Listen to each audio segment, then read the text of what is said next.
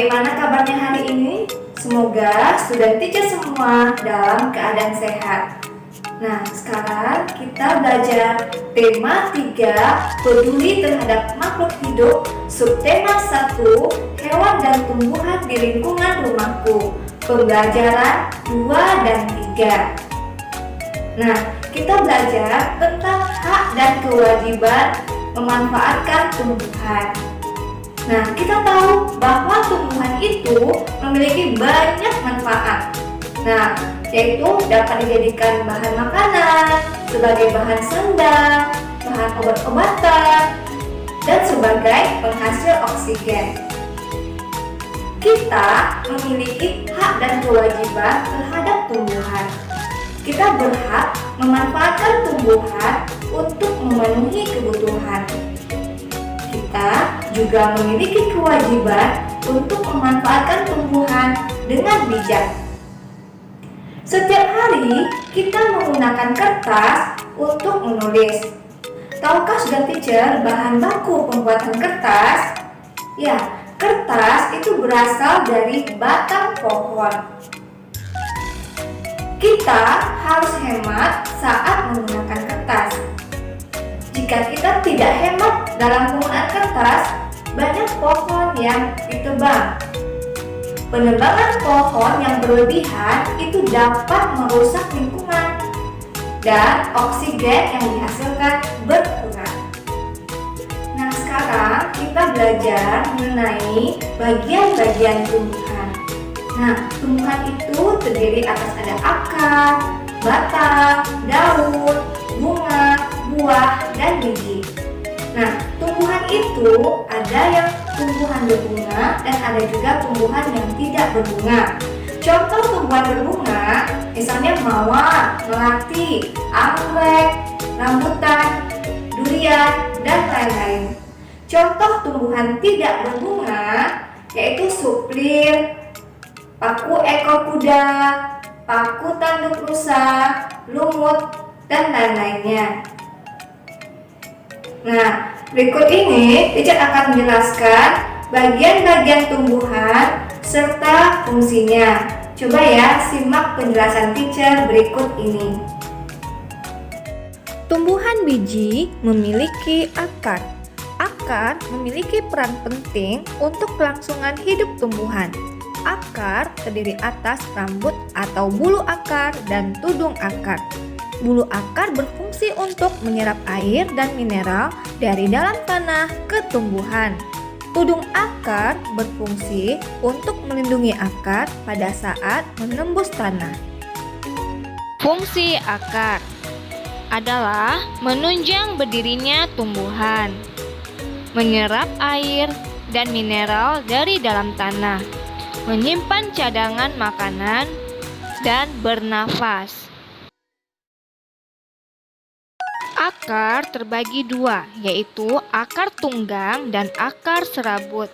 Akar tunggang dimiliki oleh tumbuhan dikotil atau tumbuhan berbiji dua. Contohnya, akar serabut. Akar serabut dimiliki oleh tumbuhan monokotil atau disebut juga tumbuhan berbiji keping satu. Contohnya kelapa, jagung, dan padi. Beberapa akar khusus yang dimiliki oleh tumbuhan, yaitu akar gantung, contohnya pada pohon beringin. Akar nafas, contohnya pada pohon pandan. Akar tunjang, contohnya pada tumbuhan bakau dan kayu api. Akar pelekat, contohnya pada lada dan sirih. Batang. Air dari tanah akan masuk ke dalam tanaman melalui akar. Kemudian, air akan diangkut dari akar ke daun melalui batang, sehingga daun tanaman akan segar. Batang berfungsi mengangkut air dan garam-garam mineral dari akar ke daun dan tunas. Batang dapat dikelompokkan menjadi batang berkayu, batang rumput, dan batang basah. Batang berkayu. Batang berkayu umumnya keras, pohonnya banyak yang tinggi dan besar. Batang berkayu memiliki kambium yang berfungsi membentuk kayu dan kulit kayu. Nah, contohnya pada pohon jati, mangga, dan jambu. Batang basah. Batang basah mudah dipotong. Batangnya tidak keras dan berair. Tumbuhan dengan batang basah umumnya pendek, tidak setinggi pohon kayu. Nah, contohnya pada pohon pisang, bayam, pacar air, dan kangkung. Fungsi batang pada tumbuhan yaitu sebagai pengangkut air dan mineral dari akar ke daun, buah, dan bunga. Sebagai pengangkut zat makanan dari daun ke akar. Tempat tumbuhnya daun, bunga, dan buah, dan tempat menyimpan cadangan makanan. Daun.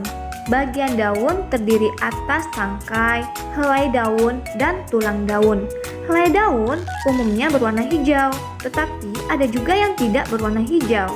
Daun tumbuhan umumnya berwarna hijau karena di dalamnya terdapat zat warna hijau daun atau disebut juga dengan klorofil. Zat warna hijau daun ini yang menyebabkan daun dapat mengabsorpsi energi cahaya dan menghasilkan gula dalam proses fotosintesis. Jadi, tumbuhan yang mengandung zat hijau daun dapat membuat makanannya sendiri. Macam-macam bentuk susunan tulang daun, yaitu yang pertama menyirip. Nah, contohnya pada tumbuhan rambutan, nangka, jambu, dan alpukat. Yang kedua adalah bentuk susunan tulang daun melengkung. Contohnya pada pohon genjer dan gadung. Yang ketiga, bentuk tulang daun menjari. Contohnya adalah pepaya, singkong, jarak, dan kapas. Dan yang keempat adalah bentuk susunan tulang daun sejajar. Contohnya pada jagung, tebu, padi, dan alang-alang. Tumbuhan berbiji selain memiliki akar, batang, dan daun juga memiliki bunga. Alam ini sangat indah dan nyaman jika tanaman sedang berbunga. Bunga memiliki warna yang beraneka ragam. Bunga juga ada yang berbau dan tidak berbau. Fungsi utama bunga adalah untuk membentuk biji agar tanaman dapat ditanam kembali sehingga keturunannya jadi bertambah banyak. Bagian-bagian bunga yaitu tangkai bunga. Tangkai bunga adalah tangkai yang menghubungkan bunga dan ranting pohon. Kemudian dasar bunga. Pangkal tempat semua bagian bunga melekat. Kelopak bunga. Sebagai pembungkus bunga pada waktu bunga masih muda. Mahkota bunga. Sebagai penghias bunga yang merangsang serangga.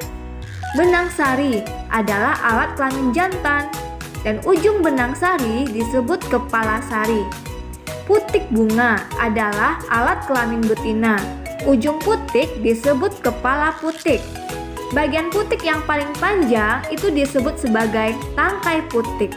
Putik bagian bawah menggembung berisi bakal buah. Bakal biji mempunyai dua inti, yaitu sel telur atau ovum dan calon lembaga. Buah dan biji. Bagian-bagian dari buah yaitu kulit buah, berfungsi melindungi buah. Daging buah merupakan bagian buah yang biasanya dapat dimakan. Biji. Biji berfungsi sebagai alat perkembangbiakan. Contoh biji tanaman yang biasa dimakan, biji padi, biji jagung, biji kacang tanah, dan biji kedelai. Manfaat tumbuhan yaitu sebagai sumber energi atau makanan bagi manusia dan hewan. Tumbuhan juga merupakan sumber oksigen bagi manusia dan hewan. Tumbuhan sebagai bumbu atau penyedap rasa. Tumbuhan juga dimanfaatkan sebagai pembuat minuman, contohnya teh, kopi. Tumbuhan juga sebagai bahan pembuat pakaian, contohnya pohon kapas, serat rami, serat nanas, serat pisang, dan lain-lain. Tumbuhan juga bermanfaat sebagai bahan bangunan, peralatan rumah tangga, dan benda seni. Contohnya jati, rotan, bambu, dan lain-lain. Manfaat tumbuhan yang lainnya adalah sebagai pembuat obat-obatan. Contohnya pohon kina, cengkeh, daun jambu biji, sambiloto, dan lain-lain. Tumbuhan juga bermanfaat sebagai bahan pembuatan kosmetik. Contohnya rumput laut, bengkoang, ketimun, dan lain-lain. Nah, itulah tadi penjelasan tentang bagian-bagian tumbuhan serta fungsinya, dan student teacher juga sudah belajar manfaat tumbuhan. Nah, sekarang sudah paham ya? Oke, cukup sekian ya pembelajaran kita pada hari ini. Sampai jumpa di video pembelajaran berikutnya. Bye!